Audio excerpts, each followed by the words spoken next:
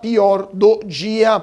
E para entender o que está acontecendo no mercado brasileiro e a expectativa no mercado para a decisão do Comitê de Política Monetária do Banco Central, eu chamo nosso segundo convidado de hoje, o Ricardo Schweitzer, analista. Muito bem-vindo, Ricardo, é um prazer revê-lo e dessa vez aqui no Closing da BMC. Muito boa tarde. Muito boa tarde, Carlos. Boa tarde a todos. É um prazer estar aqui com vocês. E que desafio gigantesco que você quer de minha parte, né? Que é entender o que acontece com o mercado. Mas faremos absolutamente o que for possível, sempre com a ressalva de que, se eu não souber, eu simplesmente vou dizer que não sei. Perfeito, então já está firme, forte e claro a mensagem. Vamos lá, vamos tentar entender um pouco melhor então o que está acontecendo, Ricardo, porque todo mundo aguardando, daqui uma hora vai sair a decisão do Copom. Primeiramente, qual a sua expectativa? Vamos fazer uma pesquisa de opinião aqui entre nossos convidados. Corta 0,25, corta 0,50, não corta, corta 0,75. E o que você aguarda até o final do ano e como o mercado vai reagir a esse corte nos próximos pregões?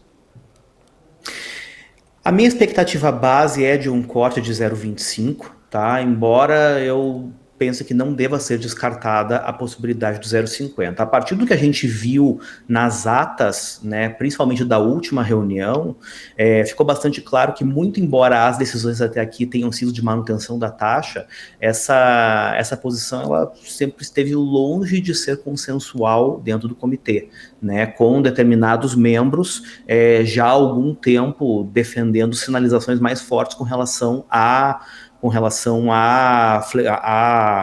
flexibilização da política monetária.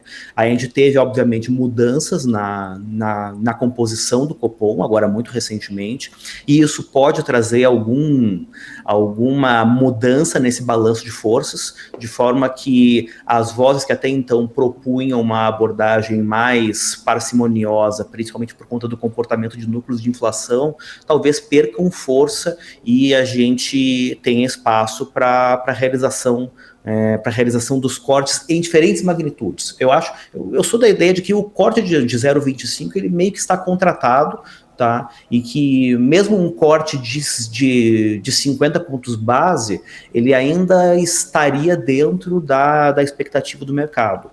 Eu acho que um movimento superior a isso, né, ou seja, um corte de 75 pontos base, aí a gente já entraria no campo da surpresa, né? E não parece ser o cenário com o qual se trabalha a princípio.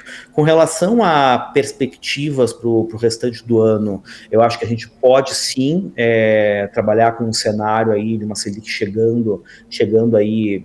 A gente está falando de talvez um corte da ordem de talvez uns 200 pontos base no total até o final do ano, ou seja, a gente iria para 12 alguma coisa. E eu acho que vai existir uma grande discussão ao longo das próximas reuniões, principalmente com base na ata que sair desta reunião que se conclui hoje, com relação a ritmo, né, com relação à velocidade desse ajuste. O mercado parece já estar relativamente contratado, que a gente vai ter cortes dessa magnitude, e as surpresas que a gente pode ter, elas de fato são marginais. Com relação ao comportamento da curva de juros perante as próximas sinalizações de política monetária, eu acho que a gente já viu ali uma queima relevante de prêmios, tanto no horizonte curto quanto no médio da curva, né? E as questões relacionadas à ponta longa da curva de juros, elas acabam respondendo muito mais a questões de política fiscal. Então ali a discussão acaba sendo realmente com relação a arcabouço fiscal, com relação à aprovação de reforma tributária, né? Não acho que tem impactos tão significativos, né, no curto prazo. Ou colocando de outra forma, o que eu acho que está em jogo com relação às discussões de política monetária é a chamada inclinação da curva de juros, né? Ou seja, o quanto os juros de curto prazo eles podem ceder, né, mediante uma manutenção de níveis um pouquinho mais elevados dos juros de longo, que respondem mais a questões de natureza fiscal. E agora, até onde pode ir a alta dos fundos, falando de fundos aí com corte na Selic? Desculpa, como assim a alta dos fundos? Eu não entendi a pergunta. Com essa alta, né, o futuro da taxa básica de juros, né, que é atualmente 3,75, o corte do indicador é visto até como um gatilho aí para destravar algum valor dos FIIs, né? Mas eu queria saber os fundos imobiliários, valorização de entendi. produtos, e sim. Sim, não, agora entendi.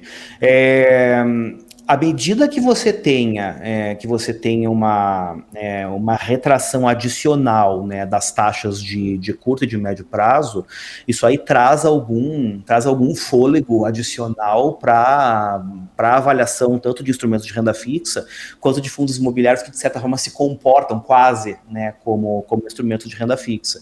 Então, sim, você tem espaço para valorização adicional na hipótese de as decisões de política monetária se mostrarem numa direção tal que mexa com o conjunto de expectativas de mercado que está implícito na curva de juros hoje.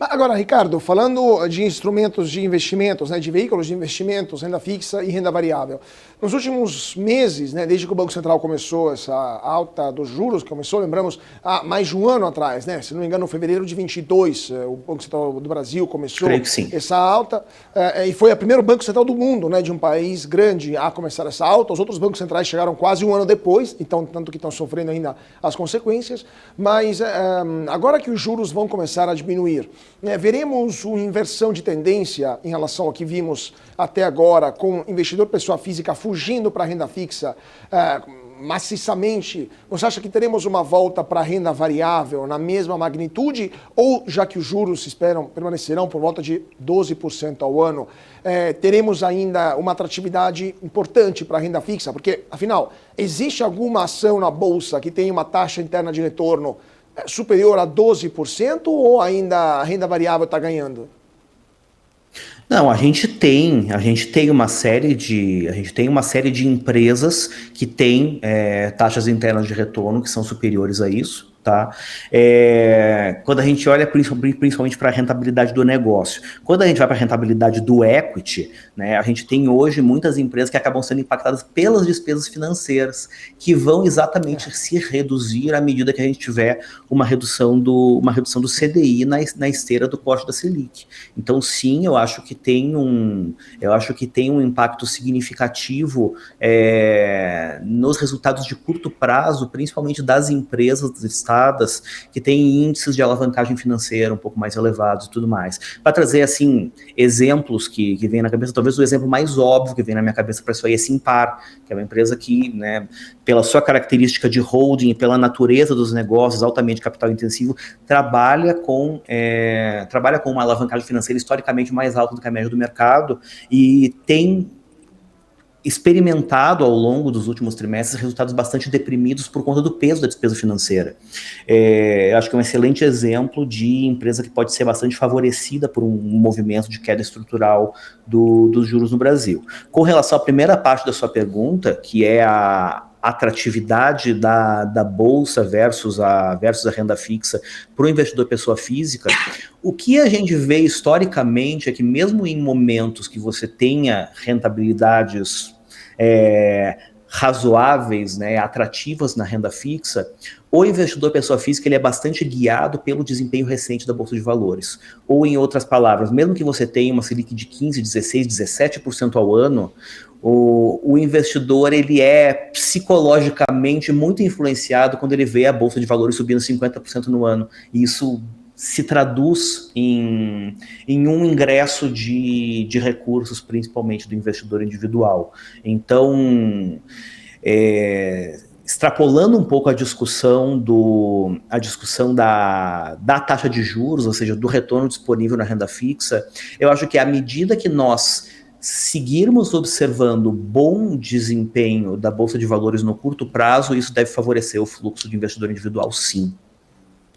E só para complementar, depois, desculpa, Isa, vou roubar só um minutinho. Só para complementar essa questão dos fluxos de investimentos, vimos em junho, né, após 5 meses de modalidade de espera, os gringos também voltando a todo vapor na Bolsa Brasileira. Você também acha que é algo que vai continuar nos próximos meses? Os gringos estão de olho no Brasil, esse fluxo de investimento de investidor estrangeiro vai aumentar, né, vai dar um destaque maior para o Ibovespa, ele vai alavancar, vamos dizer assim, o Ibovespa, ou foi algo pontual que não deveria se repetir nos próximos meses, já que lá fora também os juros estão subindo a todo vapor? Extrapolando um pouquinho o movimento de julho para olhar uma tendência mais ampla do que a gente viu ao longo do primeiro semestre desse ano, a gente teve uma combinação de fatores, tá?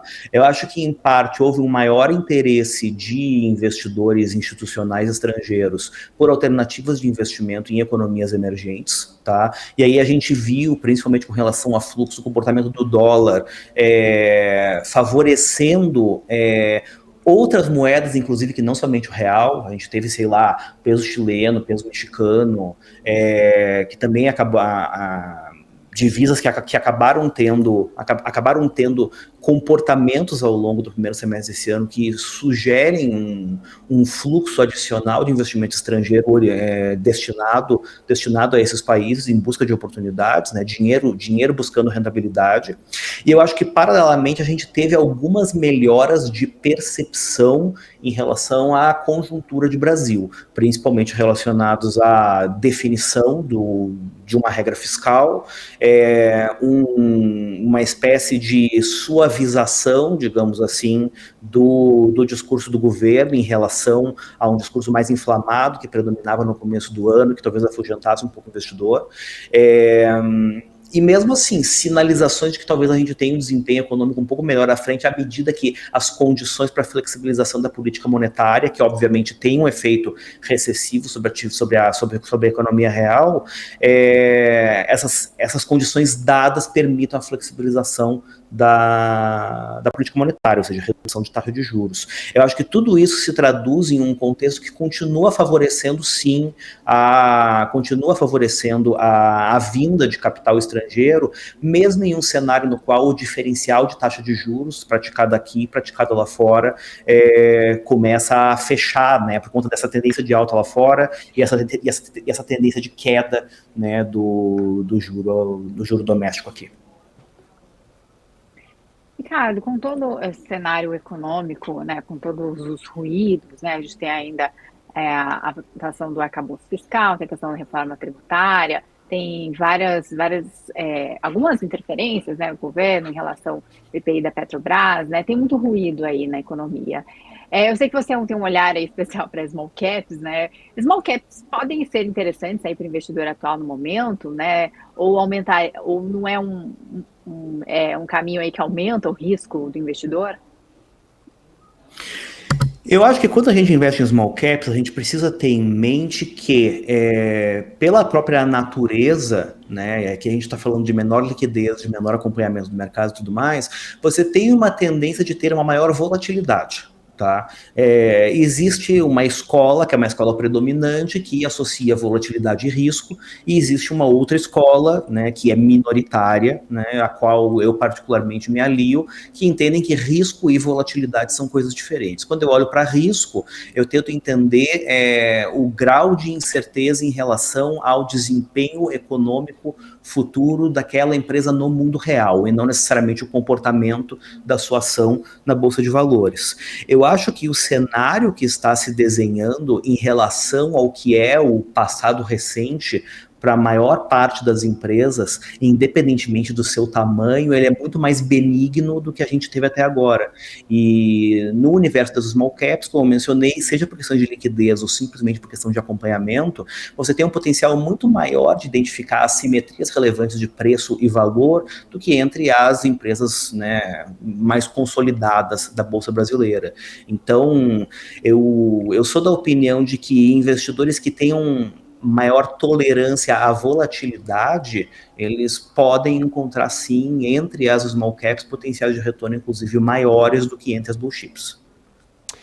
Pois é, então, vamos falar um pouquinho de setores também, que você como analista, com décadas, né, já de experiência no mercado, está olhando.